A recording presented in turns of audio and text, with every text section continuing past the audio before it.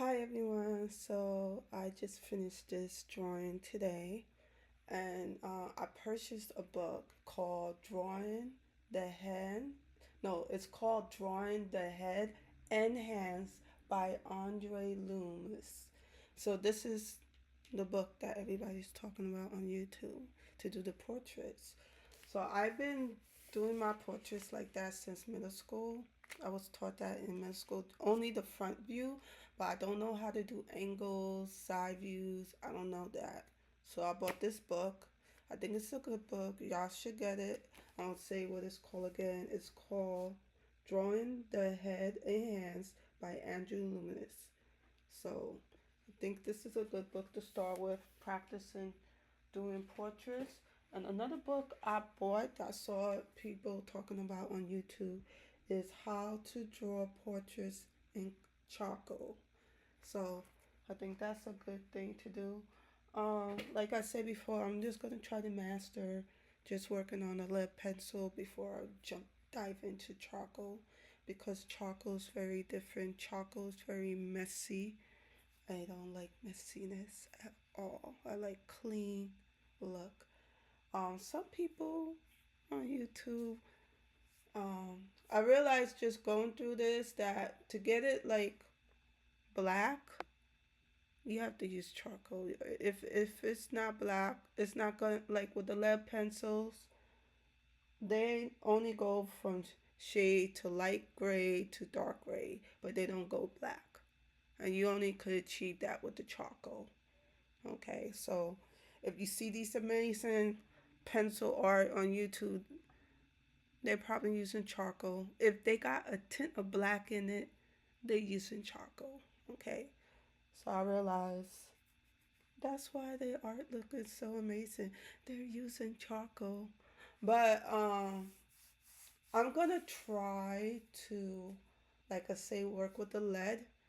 There's good advantage of using charcoal and lead. So I'm just gonna work on the positive aspect of those two medium and combine them as one. That is the goal right here. So I still need to work on the portions. I was thinking about not drawing today because sometimes I get in those moods. It just remind me of the time when I was in art school. We drew every day, every day. It was a lot of work. Pratt is a lot of work, but I learned so much from that school. It's an amazing school. If I could go back, I would have took more art classes. That's the only thing I regret. Instead of leaving, because I was frustrated. I was frustrated because I wasn't learning how to sew. I wasn't learning how to do pattern or draping. That was a long time ago.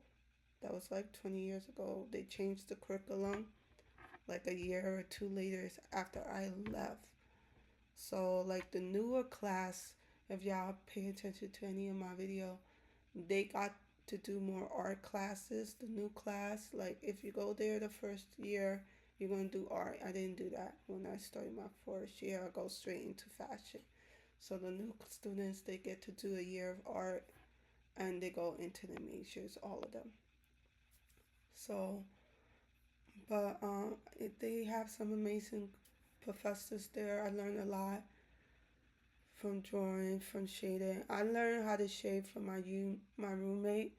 She did animation, and I thought her artwork was cool. And I was like, "Show me how you do this," and she showed me how to shade using the markers. I learned from my roommate how to use markers.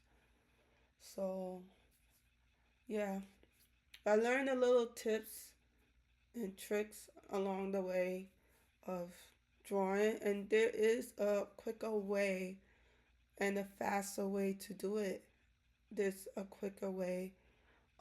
Is that quote from Pascal? I'm sorry if I butcher his name. That artist, where the lady asks him, "Oh, can you make me this drawing or sketch? I don't know, some artwork." And he did it in a couple of minutes, and he charged her a lot.